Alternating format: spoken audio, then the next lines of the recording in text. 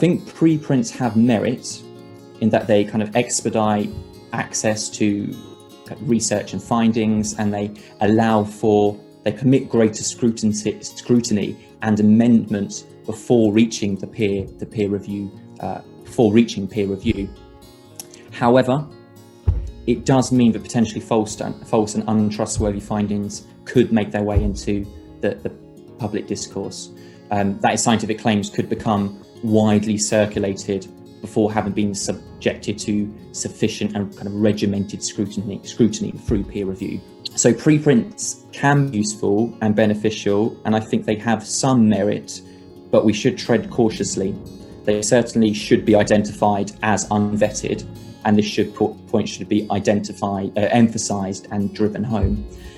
And preprints should be primarily available to experts and the scientific community, and efforts should be made to prevent them from entering public discourse into the public arena before they have been properly scrutinised through the peer review process.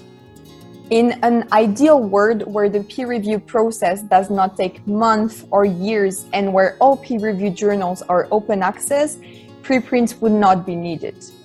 Since it's not the case nowadays, I think that preprints are very useful to disseminate research and get feedback from the research community. However, it should be made clearer that the document has not gone through peer review yet, through a statement at the beginning of the article, for example.